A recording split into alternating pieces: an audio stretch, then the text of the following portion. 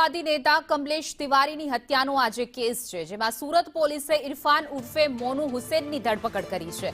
ફરિયાદી પાસેથી ખંડણી ઉઘરાવવાનો આરોપ છે।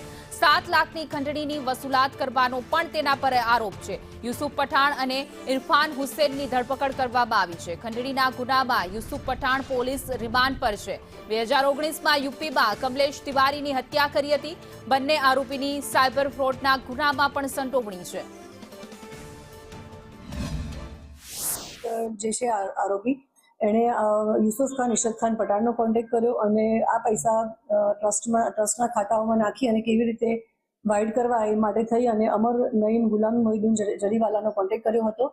ત્રણેય જણાએ ભેગા મળી અને અત્યારે પ્રાઇમરી ઇન્વેસ્ટિગેશન્સમાં 5.5 કરોડનું જે સાયબર ફ્રોડ મહીસાગર ખાતે લુણાવાડા ખાતે દાખલ થયેલો છે, એ ત્રણેય આરોપીઓ માંથી અમે જે મોહમ્મદ યુસુફ ખાન ઇશરત ખાન પઠાણ અને જે બીજા આરોપી છે એ બંનેની અટક કરી અને મહીસાગર અમે મોકલી આપેલા છે। અને જે એક્સટોર્શનની ફરિયાદ દાખલ થઈ છે અમારા લીંબાયત પોલીસ સ્ટેશનમાં, એમાં અમે જે મેઇન આરોપી છે આ મોહમ્મદ યુસુફ ઇશરત ખાન પઠાણ, એની પણ અમે અટકાયત કરેલ છે। તો વધુ વિગતો સાથે અમારા સંવાદદાતા મનીષ જોડાઈ ગયા છે। જે મનીષ, હત્યારાને પકડી લેવામાં આવ્યો છે, આ કેસને લઈને શું છે વધુ વિગતો? જી બિલકુલ, વાત કરીએ તો જે હિન્દુ નેતા છે કમલેશ તિવારીનો જે હત્યાનો આરોપી છે તેને લીંબાયત પોલીસે ખંડણીના કેસમાં ઝડપી પાડ્યો છે, સાથે તેના સાગરીતને પણ ઝડપી પાડ્યો છે।